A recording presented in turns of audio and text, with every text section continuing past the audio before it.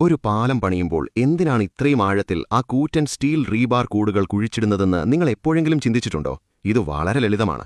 പാലത്തിന്റെ തൂണുകളുടെ അടിത്തറയായി ഈ കൂടുകൾ പ്രവർത്തിക്കുന്നു. കൂടാതെ മുഴുവൻ ഘടനയെയും പിന്തുണയ്ക്കുന്നതിനായി ഏകദേശം 200 അടി ഭൂമിക്കടിയിൽ മുക്കിവെക്കുന്നു.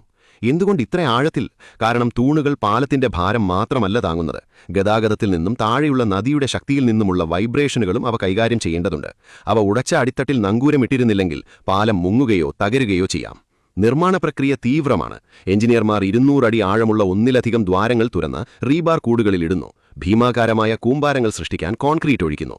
മുകളിൽ അവരൊരു കോൺക്രീറ്റ് അടിത്തറ ഒഴിക്കുന്നു. തുടർന്ന് പാലത്തിന്റെ തൂണുകൾ ഡെക്കിലേക്ക് ബന്ധിപ്പിക്കുന്നതുവരെ ഓരോ വിഭാഗമായി അടുക്കിവെക്കുന്നു.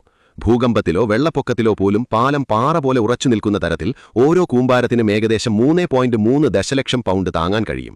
ഏറ്റവും നല്ല ഭാഗം, ഈ രൂപകൽപ്പന പാലത്തിന്റെ ആയുസ് വർദ്ധിപ്പിക്കുകയും അറ്റകുറ്റപ്പണി ചെലവ് കുറയ്ക്കുകയും ചെയ്യുന്നു. അതിനാൽ ഇത് പതിറ്റാണ്ടുകളോളം സുരക്ഷിതമായും സ്ഥിരതയോടെയും തുടരും. തീർച്ചയായും ഇത് വില കുറഞ്ഞതല്ല. ഓരോ അടി കൂമ്പാരത്തിനും ഏകദേശം $6000 വില വരും. അപ്പോൾ നിങ്ങളുടെ അഭിപ്രായം എന്താണ്? പൂർണ്ണമായ മനസ്സമാധാനത്തിന് അത് വിലമതിക്കുന്നു.